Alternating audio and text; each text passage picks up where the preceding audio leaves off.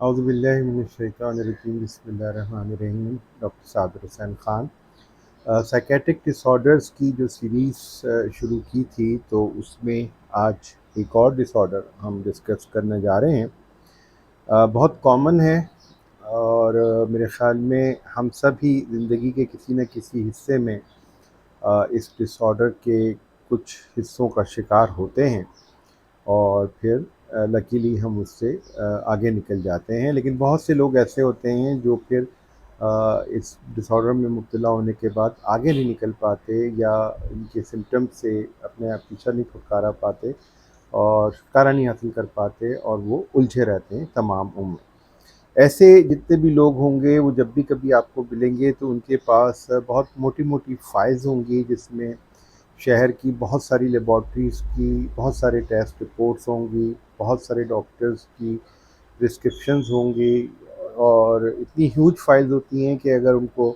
ہم وزن کریں تو وہ ایک ایک فائل کا وزن 1-1.5 کلو سے کم نہیں نکلے گا۔ شہر کے تمام اچھے ڈاکٹرز، تمام برے ڈاکٹرز، چھوٹے ڈاکٹرز، بڑے ڈاکٹرز، چھوٹی لیبارٹریز، بڑی لیبارٹریز، سب جگہ چکر لگانے کے بعد و باوجود بھی ان کا کہنا یہ ہوتا ہے کہ ہم ٹھیک نہیں ہو پا رہے، کوئی علاج بتائیں۔ اور وہ پیر، مزار، فقیر، تعویذ، حکیم، ہومیوپیتھ وہ ایک الگ کہانی ہے۔ اس بیماری کو جو نام سائیکیٹری میں دیا گیا ہے DSM-5 میں، جس کو ہائپوکونڈریاسس کہا جاتا ہے، یعنی جسمانی بیماریوں کا وہم۔ تو لیٹس سی کہ اس میں کیا کیا سمٹمز ہو سکتے ہیں۔ ضروری نہیں کہ ہر شخص میں ہر سمٹم پایا جائے، الگ الگ سمٹمز بھی ہوتے ہیں اور اس کے حساب سے وہ اس بیماری میں مبتلا ہوتا ہے۔ لیٹس سی کیا سمٹمز ہیں۔ مستقل وہم کا شکار رہنا کہ کوئی جسمانی بیماری ہو گئی ہے، ایسی شدید بیماری جو ناقابل علاج ہے اور ڈاکٹرز بھی اس کی صحیح تشخیص نہیں کر پا رہے۔ بار بار ہر طرح کے لیبارٹری ٹیسٹ کروانا، ان کے نارمل نکلنے پر خوش ہونے کی بجائے اور پریشان ہونا، دل سے لے کر گردوں تک اور جگر سے لے کر دماغ تک کی تمام مہلک بیماریوں بشمول کینسر کے ہر بیماری کا وہم پال کر ہر طرح کے ڈاکٹر اور اسپیشلسٹ کو دکھانا، میڈیکل کی فائل کا مستقل موٹے سے موٹا ہوتے چلے جانا اور اس میں ہر ٹیسٹ اور ہر نسخے کو سنبھال کر رکھنا، اور اگلے ڈاکٹر کو دکھانے کے لیے کسی بھی ڈاکٹر کے مکمل اور تفصیلی معائنے اور تشخیص کے باوجود مطمئن نہ ہونا،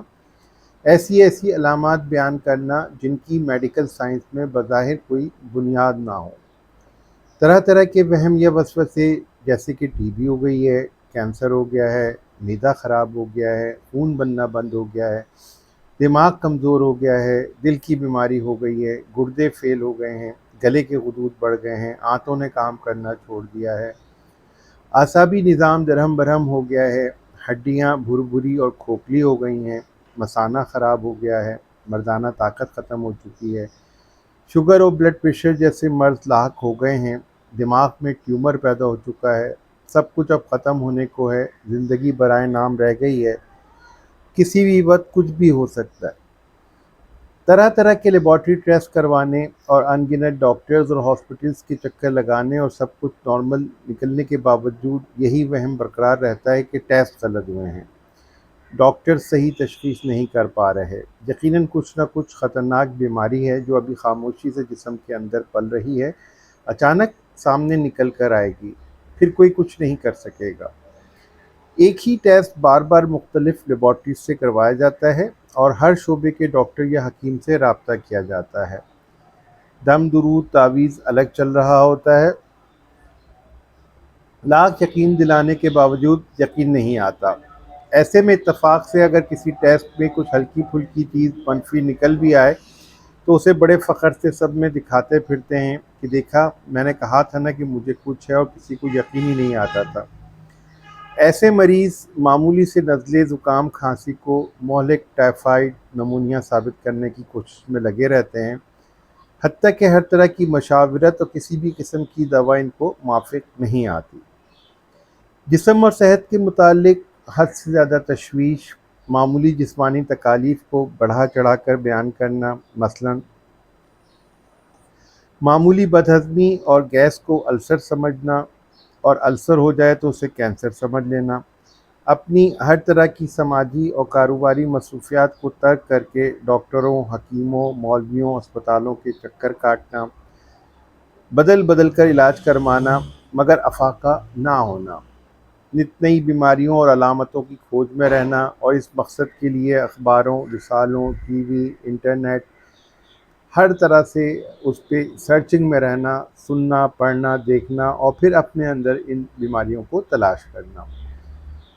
کسی بھی بیماری کی واضح علامت نہ ہونا بلکہ مبہم ہونا، غرض یہ کہ جسم کے کسی بھی حصے کے بارے میں اس حد تک تشویش اور وہم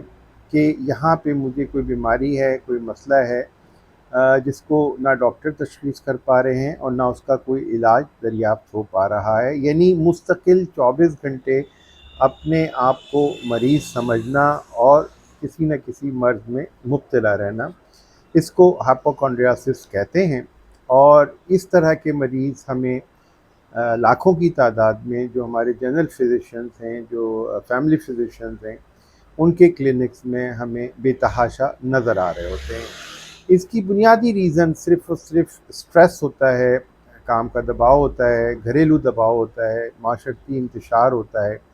جس کی وجہ سے اٹینشن سیکنگ بیہیویئر ڈیولپ کرتے ہیں، اور جیسے ہسٹیریا کے پیشنٹ ہوتے ہیں اسی طرح سے یہ ہائپوکونڈریاسس کے بھی پیشنٹ ہوتے ہیں۔ ہائپوکونڈریاسس کے پیشنٹ جو ہوتے ہیں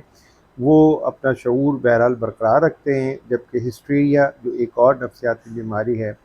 جو پرانے زمانے میں اس کا نام ہسٹیریا تھا، اب تو اس کو کچھ اور کہا جاتا ہے، تو اس میں کچھ اور طرح کی علامت ہوتی ہے، وہ ہم نیکسٹ ویڈیو میں دیکھتے ہیں۔ اجازت دیجیے، والسلام، آپ سب کے لیے دعا ہو، ڈاکٹر صابر حسین خان۔